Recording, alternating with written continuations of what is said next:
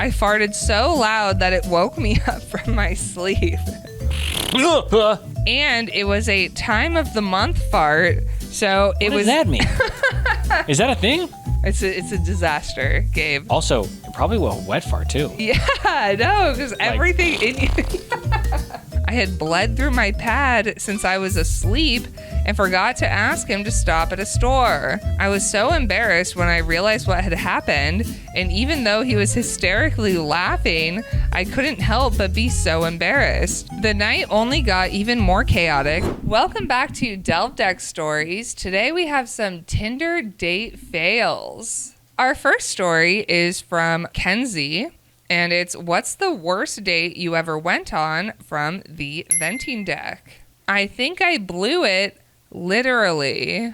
A candle? Ooh. A breathalyzer? A lot of questions about the phrasing of that. I'm a very active person, and I started seeing this guy whose lifestyle seemed to match mine. On maybe our third date, he asked me to go on an adventure date out where we would hike to a kayak spot before ending the night with some dinner at a nice rustic spot he knew of. I was stoked and figured this would be one of the most fun dates I'd ever been on. He picked me up at 8 a.m. that morning. Oh, God. Everything about this date, I understand that she's like super active, so this is probably fun for her. Yeah. But like everything about this just sounds like a terrible date. Mm-hmm. And we started off on this 3.5 mile hike up to the kayak spot. It was incredible. The views and conversation were amazing. When we got to the kayak spot, I realized I really had to go to the bathroom though. And when I got some privacy, I realized that I had started my period. I always carry an emergency pad, so at least that should hold me over until I think of a reason for us to stop at a grocery store. Kayaking was miraculous, except for some water getting in my shorts and soaking the pad. Oh, no. Reducing my time available before I needed us to stop at a grocery store. This is why you don't do emergency pads, or you do emergency both. By the end of the first half of the date, it's around 5 p.m. and I am exhausted. You got up at 8 a.m., hiked and kayaked. How far away was this thing? This is a full work day. I told you, you have to make sure that when you're doing these hikes that you're getting in and out early when there's still daylight. Now it's 5 p.m. and they've only done the first half. Girl, you're dead. Up at 8 a.m. Let's say it takes an hour to drive to this place. Sure. This hike, 3.5 miles, you can do that, I think, easily in 2 hours. Yeah. Okay, so now we're at 9 a.m. We're at 11. You're kayaking for 6 hours? Have you had lunch? It's good kayak. What? Tess is not having this. I'm not having this date. He loads me into his car. That just sounds like what? He picked you up and tossed you in? He's like, I can't walk anymore, please. And starts the drive to this nice restaurant. He said rustic before, now it's nice. Yeah. And I guess I fell asleep in his car. I only knew that I was asleep because I woke myself up farting. I farted so loud that it woke me up from my sleep. I was expecting her to be like waking up from drooling, you know? No, this is a fart yourself awake situation. I don't think I've ever had a fart yourself awake. I don't think I have either. And it was a time of the month fart, so it was... What does that mean? Is that a thing? Yeah. Okay. Well, I know that like period poops are a thing. Okay. What does that mean? It's a disaster, Gabe. Ooh. Well, because a lot is happening down there. Oh, okay. So there's lots of like... Are you saying it's just like not solid poops? There's just like... So... A little mushy? I feel like... No, there's just like... I think because of all the cramps that are happening and like... Right. There's just like your body is really focused on this area. Got it. But also it's like your body's like just like all the toxins. Like just get it all out. Yeah. Just get it all out.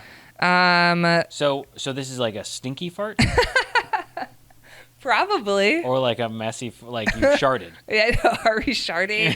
Is like it also might just make you like bleed a little bit more. Oh gosh. Like we might get some clottage. Ooh, that's. I don't know. This sounds great. It sounds really good, and you have a wet pad on. Yeah, and you're sitting on a. That's the thing too. You've got shorts on that had water and a pad, and now all of this is wet. if you sit down, is it not going to get the seat slosh, wet? slosh. I hope he has dark fabric on his car. Or just like leather. So it was not easy to ignore either. I was so embarrassed when I realized what had happened, and even though he was hysterically laughing, I couldn't help but be so embarrassed. Also, probably a wet fart too. Yeah, no, because everything in you. Like there's some moisture in there from just the shorts that are wet. So I feel like I respect laughing, but I feel like if I were in his position, I would just pretend like I didn't know. Yeah. I would just be like, what? She'd be like, oh, what? And be like, oh, hey, we're almost there. Turn up the volume really loud. Get the vents going. Yeah. Get the windows. Windows down, music up. You're like, I don't even know what happened, girl.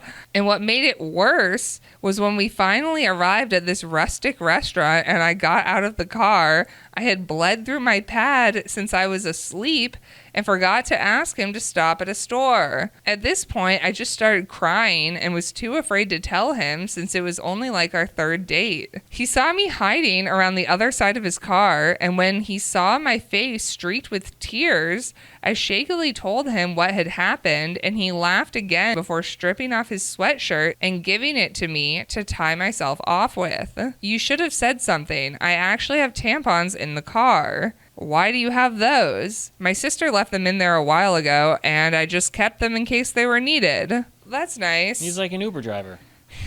He's like, you need water, mints, snacks, tampons? I got tampons. I'm amazed at this dude and thoroughly into him and his chivalry. I was so dazed and in my own thoughts that I didn't realize we'd reached the door of the restaurant, and I slammed face first into it, bouncing back into his chest. Girl. She's a mess. She's a mess. She's a mess. It's because she's been kayaking for 6 hours. And then he had to carry her into the car. She's had no food. Her leg's like, I'm so weak. Also, like, when you're on your period, like, you're tired. Your body's working hard. You're not kayaking for 6 hours in the sun. Also, in the sun, super tired also. Yeah. You know, all these things seem to be draining. She's going to go to this really nice restaurant and be like... She's going to pass out. I can barely drink this glass of water right now. Yeah. The night only got even more chaotic when I spilled my wine after knocking into it with the chips and She's salsa. Got, like, no energy to have motor function. You got tampons in your car, but not a bag of nuts or some snack for this poor woman? 1 out of 5 stars. Then I spilled said salsa on my shirt. This date is like the Murphy's Law of dates. She is falling apart. Yeah. And I love that for you.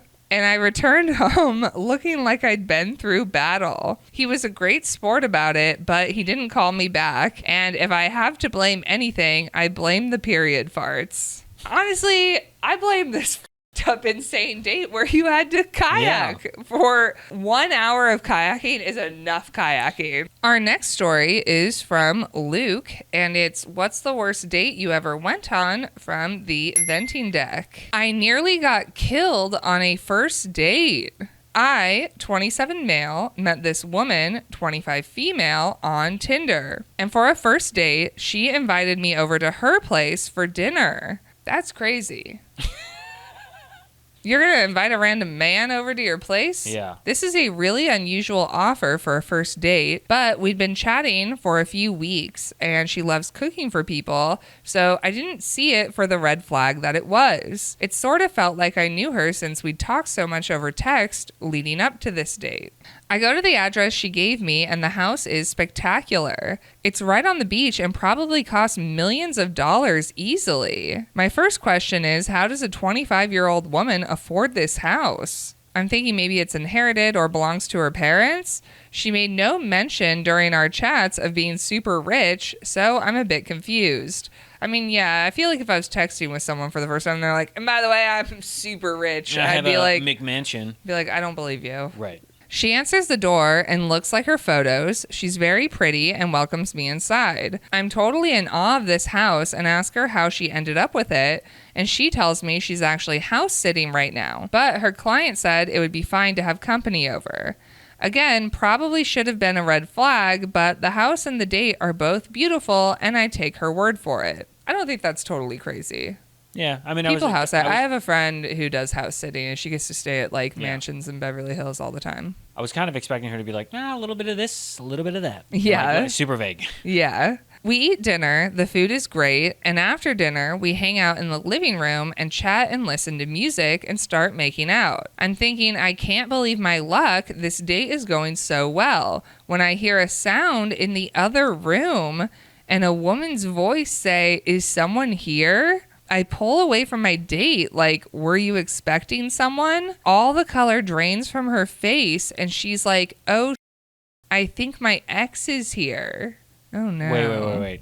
Is it that my ex is here, or, oh, my ex is still alive? Yeah. You know? And she was in the basement. She was in the basement. I am now totally confused. Like, why would your ex be here? Is that who you're house sitting for? She is trying to pull me off the couch, and she's like, we have to go. But before I can even try to make sense of what's going on, this guy, probably like my dad's age, walks in with a pistol drawn, sees us, and goes, what the Lexi, what are you doing here? The older guy is followed by a woman his age, I guess his wife, and she asks, what is going on? Who are these people? Oh my God. She broke into the dude she was having an affair with's house? Is that what's happening here? Or alternative, this is all a little role play thing. That is always a possibility. Yeah. Lexi starts crying, and she's like, I'm sorry. I thought you were in New York. I didn't know. Now the wife is getting pissed, and she's like, who is this? Why are they in our house? Next, I see the husband getting flustered, and he's like, this is, she worked for me, and I don't know what she's doing here. Great excuse. Great excuse. Solid. He's like, want to go to a Coldplay concert? Yeah. Boom. Relevant. Wife starts dialing 911 and says, I'm calling the police. I'm like, hey, I'm very sorry. I don't know what's going on. She invited me over. I had no idea this was not her house. Can I please just go? Lexi is saying, we'll just leave, I'm sorry, and starts trying to pull me away towards the door. Wife is yelling, they can't leave, we're pressing charges. Lexi has a death grip on my arm, pulling me out of the room while the husband has his gun trained on us, yelling at her, you can't just come into my house. Yeah, if I were the guy, I'd be like, I'm getting the out of here. You don't know who I am. No, get away from Lexi. Get away from all of them. This dude knows her. That's where the charges are going to be pressed. I am getting out of here and blocking the numbers and never again. We sprint out the door and I bolt for my car trying to get away from this situation. And the whole time Lexi is like, I'm sorry. This wasn't supposed to happen. Now I'm pissed and I'm like, I'm leaving. I had a zillion texts from Lexi when I got home trying to apologize and telling me the house belongs to her ex and he wasn't supposed to be home. I like that she's calling him her ex. Yeah. I mean, I guess maybe to her. Yeah. Pretty liberal in this label. I guess, like, technically, if you're the mistress, you're still dating them. Yeah, okay. I guess. I mean, sure. You're dating them, but is it really dating? You know, I don't know. If you're involved I think maybe to them. From what I could piece together, she had worked at this guy's company, had an affair with him, they'd broken up, but she was squatting at his house when he was out of town. Dude came home unexpectedly, found us in his house, and was understandably not happy about it. She wanted me to meet up with her so she could explain more, but I blocked her number and did not see her again. What else is there to explain? That is the situation. You understood what happened. We get it. Yeah. And we don't want to see you again. Also, I would not want to get involved.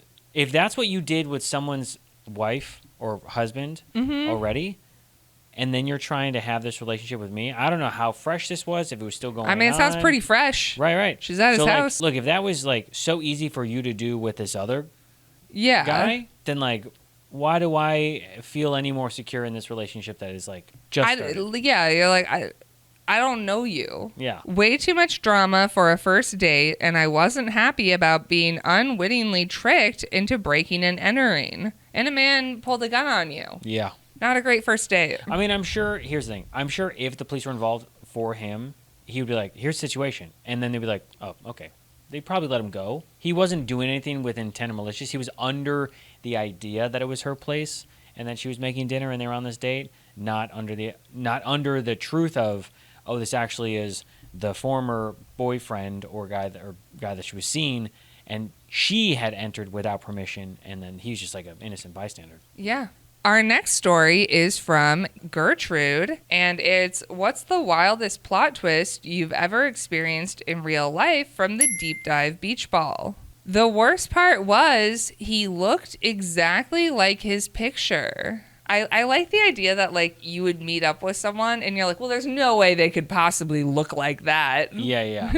They can't be that ugly. Yeah. I've been on dating apps for a while, and as most singles can tell you, it's hard to find great prospects. When I stumbled upon Max, my jaw was on the floor. He had a good job, seemed close with his family, and he was hot. Okay, so he shows up and he's hot, and she's mad that he's hot? Yeah, and he has like a good relationship with his family and has a stable income? Yeah. What's going on here? I mean, his profile said 6'3", luscious brown hair, dreamy brown eyes. That's what his profile said?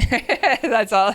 He's just describing He's like, himself. many people have told me I have luscious hair, dreamy eyes. I was in shock that we had even matched at all. After a few days of texting and actually getting responses, he asked me out to a fancy restaurant for dinner. Of course, I cleared my schedule for it and had to spend the whole day prepping for him to hopefully ravish me later. I wore my official date dress, a nice form-fitting black midi that accentuated my collarbones, hair up for maximum effect. Ooh, I love that her collarbones. collar, she's like, that's my best feature, baby. She's like, what can I say? It protrudes nicely. Yeah. I made sure to get there early and even confirmed with him beforehand. He responded that he was on his way and he was excited. I walked in the restaurant and the hostess took me to our table where Max rose from his seat to greet me. He was not lying about his incredible height, and he only looked even better in person. Welcome, Gertrude, he said, pulling out my chair for me. I feel like welcome would, like, creep me. I don't know. Welcome, Gertrude. I'm waiting for this to go wrong, so, like, everything that's happening, there's got to be I'm something like, that, like, gives her the ick. hello, Max. Thank you so much for taking me out to dinner. He sits across from me and says, taking you out? Yeah, I was just going to say, he's going to be like, wait, hold on. I'm not paying for the whole thing. You didn't think I was paying for both of us, did you? Unless he was like, can I please take you out to dinner? Yeah. I don't know. I usually tried to go split as much as possible. Yeah. I think especially for guys, you know, going out to dinner, I think there is the expectation that you're going to pay. And if you're going on many dates during this, like, I'm kind of seeing people, dating people, you're like, man, I'm not rich. Like, we could go 50-50 on this maybe. Or maybe you cover this meal, I'll get the next one. Totally. Now I'm stunned, as I indeed thought that he would be paying for both of us. He sees my look and continues, did you bring your wallet? I'm stunned. I can't tell if he's pranking me or something. I nervously laugh. Yeah, on a date you asked me out to, I thought you would pay. I do think that there's something to be said for that. Like, if I asked somebody on a date and I, like, picked the spot, sure, I would probably, like, assume that I'm the one making this move. I mean, but you're taking the initiative and you're doing all this work. But at the same time, also, you know, some people might say by paying for the meal, there's this like assumed like, what am I getting in return thing? Yeah. And I feel like that's too much pressure for the woman, you know? I think on the first date, it's only fair for both of us to pay since you're not my girlfriend and I don't even know if I like you yet. You're joking, I say. You liked me enough to ask me out here with you. He laughs like I'm stupid. Yeah, but now there's the level 2 factors that we must apply, like physical chemistry and willingness to put out. I prefer 50-50, but this guy also seems like a douchebag, so I don't know. There you go. There's assumed strings attached when you're like, oh yeah, I'll cover dinner. And then the other person, maybe they feel obligated, they have to do something, or the person who paid is like, well, that entree was not cheap. Now I start laughing. There's no way this guy is being serious. The waitress comes to take our drink order, and I'm about to walk out of there until he orders a whole bottle of wine. Now I'm a little more inclined to stay. At least wine would make it bearable, and the food looks delicious. You can purchase probably a cheaper bottle of wine at the grocery store on your way home and not hang out with this asshole. I guess I'll pay because it seems like it might be too hard on you to cover your fair share, he said. Now I do feel like the welcome, this guy just seems like weird. Yeah. All this, like Just the way because he's talking, it sounds like he like thinks he's Christian Grey or something. And it's like, bro, calm down. Yeah.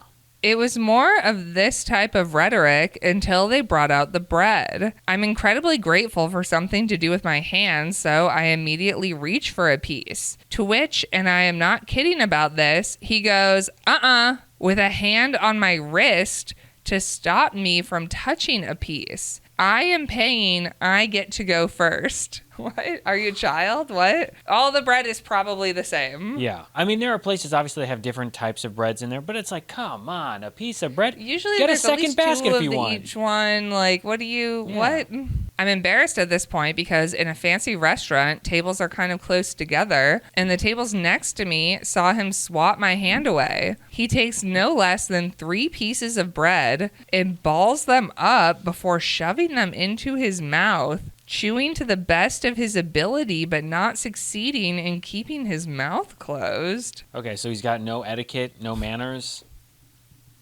Who does that? A child. That's who. At this point, now other tables even further away are starting to notice as this man basically suffocates himself on carbohydrates. The final straw was when I tentatively reached a hand out to take a piece of bread, and he slapped it away again. Oh, now he's slapping?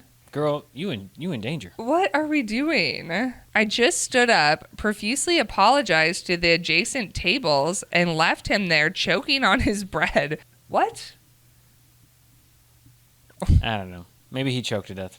Maybe he died. Maybe karma We can came only hope. Death was like, I'll take it from here. He might have called out after me, but it was too muffled to know for sure.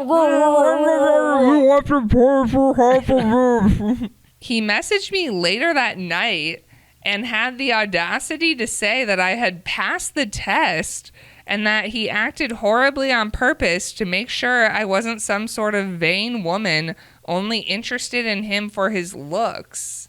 I feel like the only reason someone's like, oh, you only like me because of my money. No one's like, oh, I only like you because of your looks. What the is that? No. Nobody's like, I'm only in it for the looks. Absolutely not. It's always the incentive of money. You're saying for men? I'm saying like if a man was like, oh, or a woman, to be like, I had to test you to make sure that you like weren't in it for the money. Like you weren't in it for like a greedy aspect of it. Testing someone at all is just weird. Yeah. But I've never heard someone be like, I had to make sure that you weren't in it just for my good looks. And you're like, okay, how self-absorbed. Yeah. Our next story is from Marina. And it's what's the worst date you ever went on from the venting deck. I hooked up with a guy with a tentacle fetish. After my boyfriend and I broke up, I was ready to be single and have some no strings attached hookup. I downloaded all the dating apps and started swiping. Most of my dates were uneventful, a few led to some fun nights, but my date with Ted was the most memorable. He asked me if I wanted to go bowling, which went well, so we went to a bar next to the bowling alley to get drinks, which then led to us going back to his place. Ted was extremely attractive, and I was very eager to get him back to his room to see what else he was working with. As our clothes are coming off, I ask if he has a condom. He says yes and puts it on. As I get ready to lie back, he tells me he would prefer if I was on top. I'm like, sure, I don't mind. I had my eyes closed and was really enjoying myself, and Ted seemed to be into it too. Then I decided to look down and make eye contact with him, but when I looked down, I saw that his eyes were wide open and focused on something just past my ear. I thought... Oh.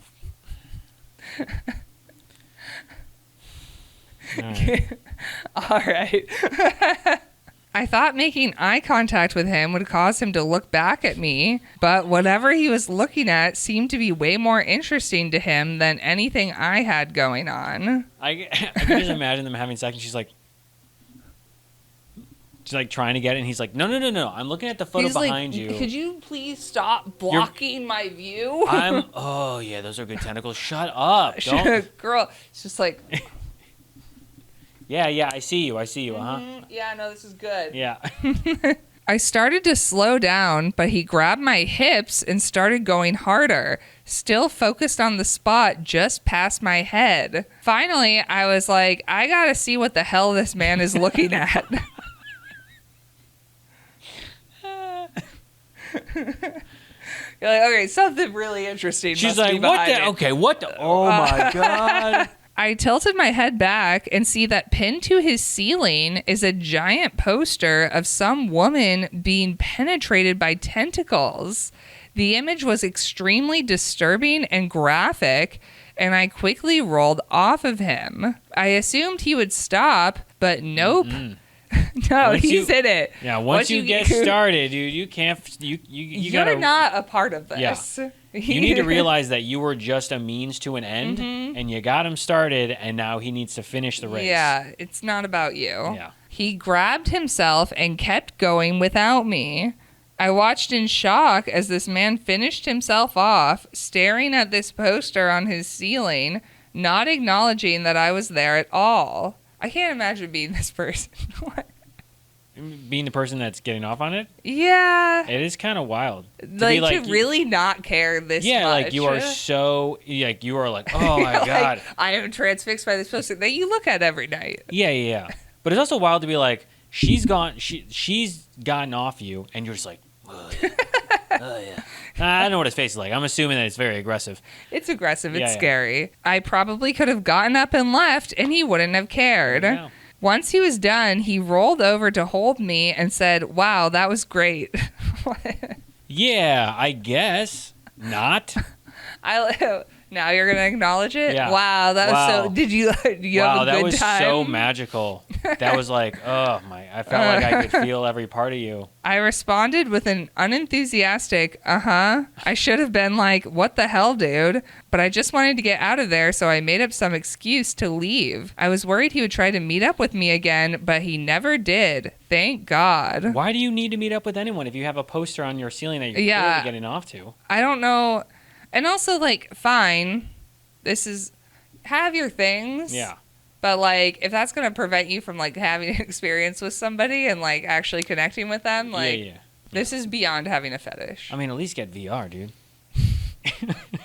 Our final story is from Aurora, and it's what's the wildest plot twist you've ever experienced in real life from the original deck? My date was served divorce papers. I matched with Dennis on Tinder, and we started chatting. We were both newly single, so we both agreed we wanted to take things slow. We had a few phone calls that went really well and finally decided to get coffee and go for a walk at a local park. The date is going great and conversation was really easy. We found a nice grassy area under a tree and sat down. I was feeling bold and asked if he'd want to kiss me. He said yes and leaned in. We're giggling like a couple of teens and exchanging kisses when all of a sudden I hear a woman say, "Hello, Dennis." Hello, Dennis. We break apart and there's an older woman standing over us. Dennis looked horrified. The woman continued, "These are the final divorce papers from Sophia. We expect that you'll sign them as quickly as possible. Her lawyers will be in touch." Dennis took the papers and looked furious. "Sophia knows where my new apartment is. You didn't need to come here." I mean, I don't know this. Maybe they'll discuss as to what the reason is for divorce, but like, if I was the wife in the situation and the husband was cheating on me or having an affair, yeah, I'd whatever be like, the reason why is. not? Why wouldn't I like Embarrass put you. this drama out there for the date to know about? Yeah. To which this woman, who I now was pretty sure was his ex's mom, said, "Then you should have turned off your location." Then she turns to me and asks, "Are you Marcy?" I shook my head no. She gave me a grim smile and was like, "Then you should know he cheated on his wife with one of his students." Ooh. Also, the mom coming in, I didn't expect that one. I sat there in shock as she left. Then I turned to Dennis, who looked like he was going to scream or cry. Finally, he said, "She shouldn't have come here. I'm sorry you had to see that. I don't. That's not the response I don't know. would've I feel had. like you're angry, but I get why you're. I mean, I'd be pissed at the situation too. Well, maybe you shouldn't have cheated. Yeah. Maybe you shouldn't have had sex with your student. Which again, yeah. like you reacting this way instead of be like, it's whatever. Like he could have said anything in response. Instead, Reacting in anger, all of this is a red flag, yeah. but the reacting with anger, it's absolutely. like you should be doing nothing except like, I'm apologetic. Yeah. Like there was a way to handle it, and this was not it. And as the date, maybe he could have like saved the situation with a different response or a different kind of like explanation. Yeah. Probably not, but Yeah. But the anger, out the window. I was like, did you really cheat with one of your students? He hesitated and then said, yes, but she was a PhD candidate. It's not like she was young, as if that made it any better. Okay. I mean, still, it's the fact that you cheated. Yeah, you cheated. Also, there is a power dynamic between a professor and a student, even if she's of age, maybe in her early to late 20s. Doesn't matter. Well, she was a PhD student. She was smart. She was really smart, so it's fine. Yeah. I was disgusted and told him that the date was obviously over and that I never wanted him to contact me again. On top of the cheating, he had never told me he was technically still married. I took a long break from swiping on apps after that. You never know what secrets these people are keeping. And also, people in real life are keeping secrets too. People are keeping secrets all over the place. You know, you meet someone at a bar, they're keeping secrets. Yeah, they're not laying it all out. Yeah. You see someone on an app, they're keeping secrets. Definitely. First date's all about secrets. But this is a pretty bad one, and his reaction was bad. All around, huge red flag. Yeah, all around you dodged a bullet with this one. So, at least you found out. From the mother. Early on. Yeah.